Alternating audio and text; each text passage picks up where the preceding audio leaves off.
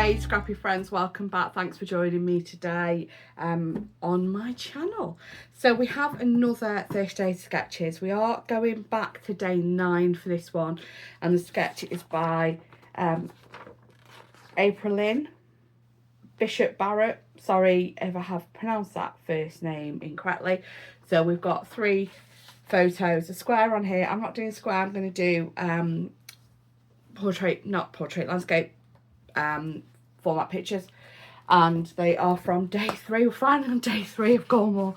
So yeah, that's what I'm doing today. I haven't decided what collection I'm using yet, so yeah, I need to figure that out before we get to the desk. But before we do get to the desk, if you're not already a subscriber, please think about hitting that subscribe button. Let me know in the comments if you enjoy the video, what you've enjoyed, and give the video a thumbs up. If you're not sure what to say, just pop an emoji for the sake of engagement. It's me enjoying a morning brew. So let's see what emojis you can find for that. That out of the way. Let's decide what kit I'm using and get scrapping. So, if you are part of the Hey Little Magpie Chat and Inspiration group, you will know I've recently sorted my Vicki Boutin collections out. I have 13. They are in 12 drawers. So what I thought I'm going to do is I'm going to start with the oldest and work from there. So this is my storyteller drawer. This is the sketch we are using. And these are the photos. So I had thought about doing them as rectangle and putting an oval frame in, but to be honest with you, that involves faffing and I'm not in the mood for faffing. That's terrible, isn't it? So let's have a look at the papers first of all. So these are what I've got left of the full 12 by 12s, and then this is all my scraps. I might not do it on a white base. I may choose one of these to do it on. I was just enjoying a brew. I wasn't having a read.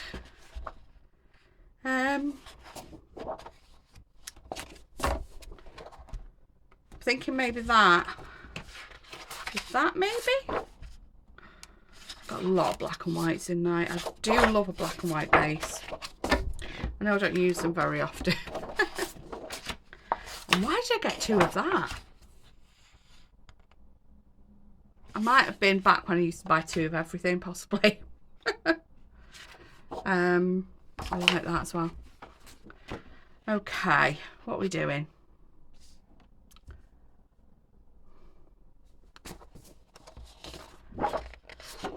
I'm going to get you on fast forward, decide on a base and go from there. So we'll do a couple more flick throughs. I've settled on this black and white one with the dashes. Just going to trim the branding strip off. Keep hold of my branding strip. They come in handy for other layouts. And then I am going to grab some stencils and create a bit of an inked background.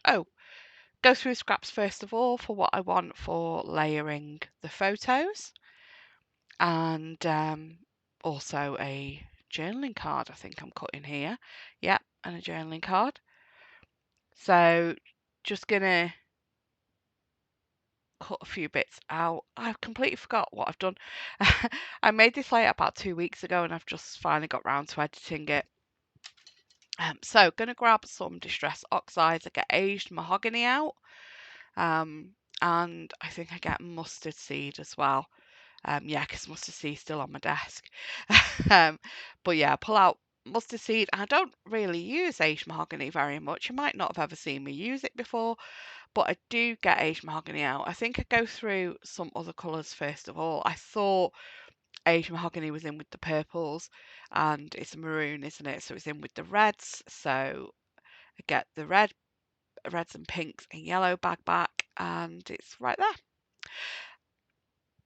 So for the stencils, I'm going to grab, I do grab a couple of Vicky's stencils.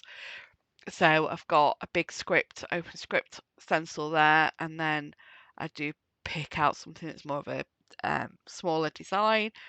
So I get the honeycomb one there. I think that's from Fernwood. I can't remember. No, it's older than Fernwood because it's on the. It might be Storyteller actually, with it being on the older stencil material that they used to use. So I am just going to do a bit of base of stenciling behind where the photos are going to sit. So we're going to go in with the mustard seed, with the honeycomb, with the hexagon stencil, and we're going to do that as I said behind each of the 3 photo spots. I'm using my little Hey Little Magpie blending brush there, and I'm not being precious about how much ink I'm laying down. I am wanting it to be lighter and darker and have those different shades of the colour. I don't want it to all be completely solid one colour, and then sort of like I want it to fade out towards the edges a little bit in some places as well. So I do that, and then grabbing some washi, with this being the text stencil, I don't want it to move, so I grab a bit of washi to give me a bit of a hinge, and then I am just going to, again, not all over, just little spots of it over as a second layer over the honeycomb stencil, just to have another layer, a little bit of interest on that stenciling on the background. So that's that done. I have then matted using these scraps my photos. I think I get 2 of them on this green piece. No, I think I do a different colour. I'm really sorry. I've put the layout away and I can't remember what I did. Let's pull the album out. Wait a minute. Oh, rearrange the desk so I can get the album out and have a look at the layout whilst I'm talking you through what I do. Yeah, so using the different colours there of the background paper from my scraps to layer the photos. I think I'd layer them all on the yellow as one layer first of all. So I'm just going to do that with each of the photos, cutting 3 yellow mats, and then each mat then have a second layer that's from a different paper. So we're going to use the maroon paper here with the middle photo, which is Mr. Ding's glasses and his mug, and I think his Kindle was on there as well, but I think I ended up accidentally covering his Kindle with an embellishment. And then we're going to use, I'm going to get a piece of the dark blue, the navy blue paper out with the stars on in a minute. So I'm just going to get this matted on the yellow. I want a third different colour for matting this. And I'm going to go back into the scraps in a minute because that's not quite big enough.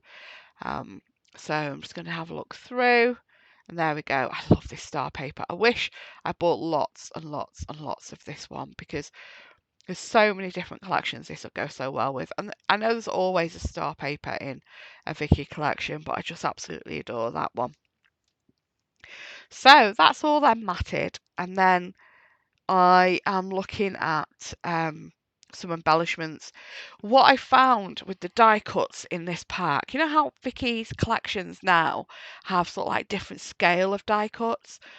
I've either already used the smaller ones and just left myself with the larger ones, or she didn't used to do it.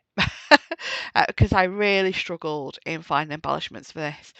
So off camera, this took me a good hour to get happy with what I end up with, which is why I've cut it all out, because it was just me going through. So what I've done is selected some items to make 3 embellishment clusters and put them in my little embellishment trays there. So I'm layering this photo. I've got a frame, and then I've got this jar with the flowers in, and then that lovely vellum embellishment piece. And then the middle photo, I've got this postcard piece with this big flower and the days like this make life sweet sentiment. And then I've put it on, I've not got the chipboard out yet, so there is something else going on there. And I've got the butterfly up at the top as well. And then I've used this other frame to add onto the top photo with a flower that I must have used half of before. So I've got that cut in half and just tucked behind the photo. I'm going to pop, because that photo of me in my nightie with my brew is up on 3D foam, I'm just popping some foam behind the flower as well, where it's going to come off the edge of the photo, just so that it's not, doesn't get pushed down onto the background when it's in the album. And then a little bit of 3D foam as well on the bottom there of my of the little bird. I'm going to jump ahead to a bit I've done on Scan and Cut now, so you can skip this piece. I will make sure everything's chaptered. Okay, so I am going to show you how to do the titles when I create a title for my Scan and Cut, for my layout, where I make like a faux thicker where I have an offset. I find offsets are great because they help me in placing the letters right. I don't need the T-square. So we've got Brother Canvas Workspace. These principles will work the same in Silhouette, the Silhouette software. I used to have Craft Robo, which is a predecessor of Silhouette, and these options are available in there. It's just they'll be in different places. So if you know your Silhouette software, then you'll follow the same steps, just using the options in Silhouette. And I don't know Cricut, Design Space, so I don't know what you would do with that. So I'm using the Brother Canvas Workspace desktop version. The reason I use the desktop version is because it has access to all the fonts installed on my computer. So I'm going to start with selecting the text option. So you've got your menu down the left hand side, and I'm going to choose the T, which will, if you hover over it long enough, will come up and tell you text.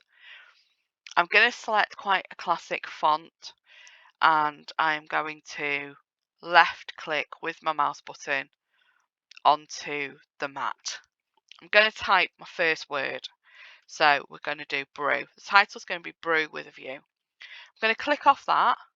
I'm going to click the T again, and then click on the mat again and type with. Click off that, T again, click off that, T again, view. You can do this where you type it all as one and then separate the letters out. You can do it where you type brew with as one. But the reason I do it this way is it's easier for my offsets. And I'll show you what I mean in a minute. So I'm going to select, I'm just going to left click on the mouse mat, drag a box around brew with, or the other option is the layers button on the far right hand side, and click text where you can see with in the box, and then press the control button and brew, and that'll do the same. I'm going to go on your right hand button to the edit option, which is the icon that looks like the mat, and I need this to be on the same line. So in this option here, align, I'm going to align to bottom, so it's a little underline. There we go. So they're on the same line now.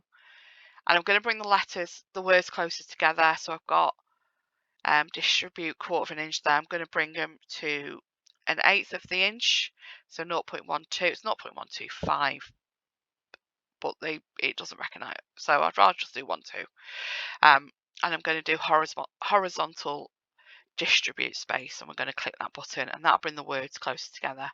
We're going to do the same with our view, so we're going to left click on the mat, drag a box around both words, and let go. Align to bottom, and then separate them by 1/8 of an inch. There we go.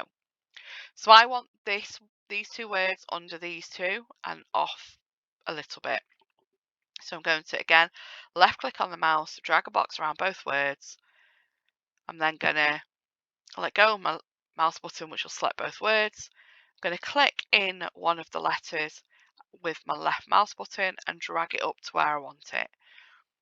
So I want it so the A is just slightly off that W, so when they bring close together, the A and the W will link. You'll see what I mean in a moment. So now we're going to create that mat behind the letters. So I'm going to again select, so left click mouse button, drag a box around all the words, and then let go of the left mouse button. On the edit menu on the right hand side, we're going to scroll right to the bottom, and on offset we're going to click offset. I want spacing an 1/8 of an inch, so I want a cut line that is going to be an 1/8 of an inch larger than my letters. You can change this, you know, as you wish, but I like it. That's the space I like. We need an outward offset because we need a mat around the letters. I'm going to round the corners just because I like that look, the old bubble writing from the 1980s.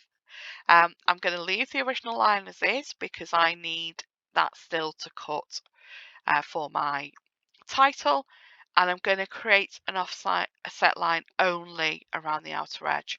I don't want to have little tiny cut bits in the middle, so we're going to leave that selected. Make sure that is selected. We're then going to click OK, and now you've got these bubble words around the edge. So if you look here, let me click the zoom in button and let me bring that bigger on the screen. Click the arrow selection button again. You see the little further overlap than I want them. So I'm going to left click on the mat, drag a box over everything in out of view, so the out offset and the words inside. And I'm actually going to do this by clicking my down arrow on my keyboard a couple of times. And I just want that little overlap. So the A is lower than the top of the dot on the I and the top of the V. So I'm going to use the A as my guide where the overlap's going to be. So happy with this overlap here. And then I'm happy with this overlap here. So now I'm happy with that. I'm going to select the bubble outline. So we're going to select Brew and we're doing that by Control button and just clicking in the bubble bit, making sure I'm not clicking in the main letter. And again, you can do that on your layers option by on your right menu, go in layers, and then you can see the top 4 layers are those letters, so you can just select them. So either Control and select each individually, or Shift, select the top to the bottom. And then that'll leave the original letters as they were. Don't want them selecting. So we're going to go back to the edit icon, and we're going to come down here to process overlap, and we're going to shapes and weld. So we're going to weld the offset. So that then gives us one piece that is our mat. So let me come back to the full mat. There we go. We're going to pop that over there, and then we're going to do left click, box around our 4 words for our title and pop that over there. I'm going to print all this on the same white piece of cardstock, and I'm just going to do a little bit of stamping over the section where the title's going to be to give it a different finish. So we're going to select the main title, so left click, drag the box around all 4 words with the left button pressed on your mouse, and then let go of the left mouse button. And then we're going to come over to the edit option again, duplicate and duplicate it. We're then going to click left click in the bottom of one of those layers on the duplicated layer, drag it down, click duplicate again, drag that down. We're going to do, let's do 5. I do between 3 and 5,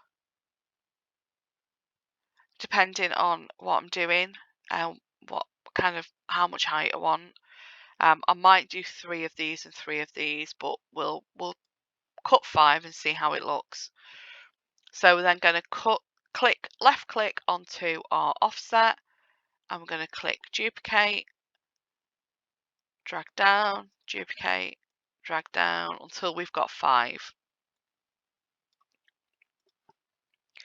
Okay, so if the ScanNCut you're using is registered to the same Canvas Workspace account you're doing this in, and your ScanNCut and your computer are attached to the Wi-Fi, you can transfer over via the internet, which is what I do. So, and then you've got the options of transferring it to a USB or via USB cable. So I'm going to go to File. I'm going to export transfer FCM file. So this is how I get it to my ScanNCut. So my ScanNCut Canvas workspace has my SDX ScanNCut registered to it. So I'm going to transfer via the internet. You can save it as a file on your computer if you think you're going to use it again, or if you need to put it on a USB stick to transfer to the ScanNCut you're going to be using, or you can transfer it via USB cable if your ScanNCut is plugged in with a USB cable to the computer you're using. But I'm going to use this option. So transfer FCM file via the internet. So my file gets saved to Brother's Cloud, and it's telling me here it's ready to download to the registered machine. So I'm going to click OK on that and cancel off that. And then when I go over to my ScanNCut, I select retrieve pattern, and this is going to be there on my ScanNCut, ready for me to load my mat and cut the title out. And yeah, let's get back to the scrapbooking table and I can show you how that looks. So that's the ScanNCut bit done. I made the mistake of using a brand new mat and burnishing the card down like I'm using an older mat. So I really struggle getting the individual letters off. So I do only end up with one layer of the individual letters.